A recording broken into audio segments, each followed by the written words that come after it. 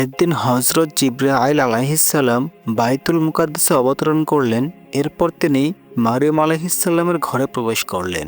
সেই সময় বিবি মারিয়াম আলাইহিসসালাম মসজিদের পাশেই একটি নিরিবিলি কক্ষে আল্লাহ তাআলার ইবাদতে গভীরভাবে মগ্ন ছিলেন।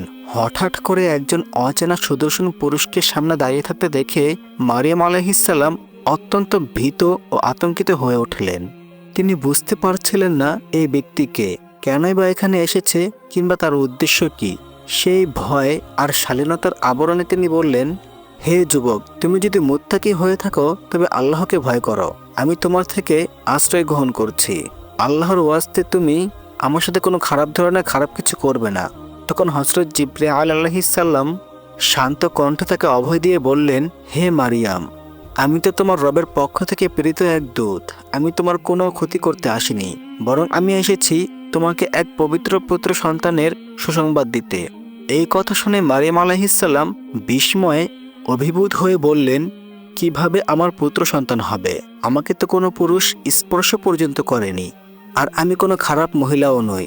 তখন জিবরাইল আলাইহিসসালাম বললেন, এটাই তোমার রবের আদেশ। আল্লাহ যখন কোনো কিছুর ফায়সালা করেন তিনি শুধু বলেন হও, আর তার সঙ্গে সঙ্গেই হয়ে যায়।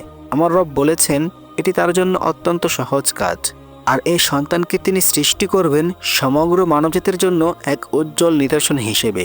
এরপর হযরত জিবরাইল আলাইহিসসালাম মরিয়ম আলাইহিসসালামের নিকটবর্তী হলেন এবং আল্লাহর হুকুমে তার গলায় ফু দিলেন। এর মাধ্যমেই হযরত ঈসা আলাইহিসসালাম মারিয়াম আলাইহিসসালামের গর্ভে স্থান গ্রহণ করলেন। বিবাহ ছাড়াই গর্ভবতী হওয়ার বিষয়টি দ্রুত পুরো এলাকায় ছড়িয়ে পড়ল। মানুষের মধ্যে কানাঘুষা শুরু হয়ে গেল।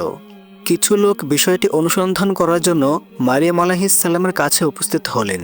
তখন তার এক আত্মীয় ইউসুফ আল নাজ্জার তাকে বললেন, হে মরিয়ম, আমরা জানি তুমি অত্যন্ত মুত্তাকি ও পবিত্র নারী। তোমার দ্বারা কোনো পাপ হতে পারে এটা আমরা কল্পনাও করি না, কিন্তু তবুও কিছু প্রশ্নের উত্তর আমরা খুঁজে পাচ্ছি না। তুমি বলো তো, পানি ছাড়া কি কোনো বৃক্ষ বা লতা গাছ জন্মাতে পারে?